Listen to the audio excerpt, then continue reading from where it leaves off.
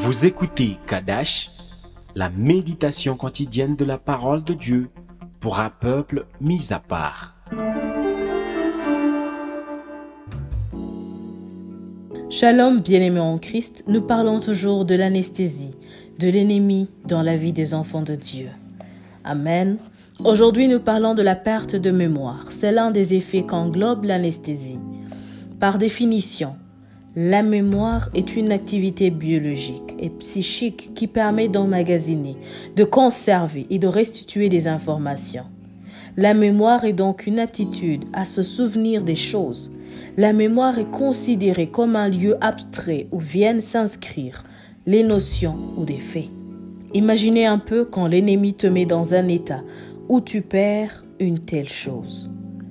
Éphésiens chapitre 5, le verset 14 nous dit « Réveille-toi, toi qui dors, relève-toi d'entre les morts. » Sans mémoire, la plupart sont comme morts.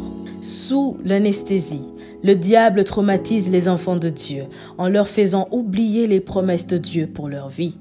Il fait en sorte qu'ils croient plus dans son mensonge au lieu de croire en Dieu, tellement exposés au combat répétitif, tellement fatigués par la situation qui ne change pas. Le chrétien finit par lâcher la promesse de Dieu en disant « Dieu fait ce qu'il veut. Depuis que je prie, j'attends rien de nouveau.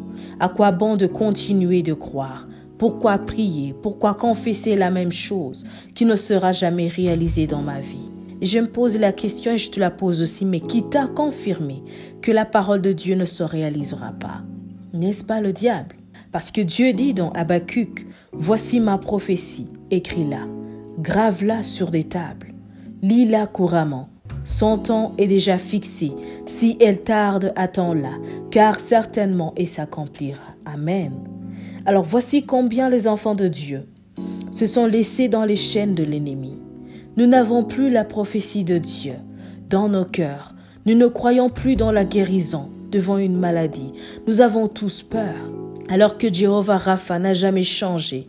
L'ennemi nous a endormis et nous a fait oublier la promesse de Dieu. Bien-aimé en Christ, Dieu a promis d'être avec toi.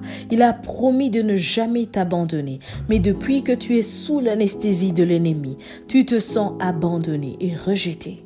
Dieu t'a promis une meilleure vie. Il a planifié tout ça avant même ta naissance.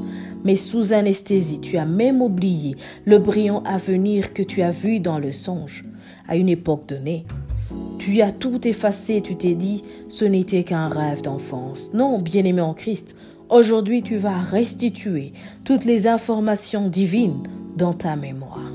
Aujourd'hui tu vas te rappeler de toutes les promesses de Dieu dans ta vie. Une à une, même celles d'il y a 10 ans, 20 ans, qui ne se sont pas encore réalisées. Oui, elles se réaliseront. Sa parole dit, si elles tardent, attends-la. Car certainement, elle se réalisera. Bien-aimé en Christ, en prière, refuse de mourir avant d'avoir vu la réalisation de cette prophétie dans ta vie. N'accepte pas la ruse de l'ennemi de t'endormir dans la routine. Dieu a écrit plus que ça sur ta vie. Il faut que tu te réveilles. La parole dit dans Ésaïe 43, le verset 26, « Réveille ma mémoire. Plaidons ensemble. Parle toi-même pour te justifier. Dieu n'oublie jamais ce qu'il a dit, mais il attend que tu prennes conscience. Il attend que tu décides de saisir ce qui t'appartient. Viens lui parler en prière. Réclame ta promesse. Réclame le meilleur qu'il a prévu sur ta vie. Réveille-toi maintenant et prie au nom de Jésus-Christ. Et nous parlerons en dernier lieu de la perte de conscience. C'est dans l'audio suivant. Sois richement béni. Shalom. Vous écoutiez Kadash, présenté par Marie-Claire. À bientôt.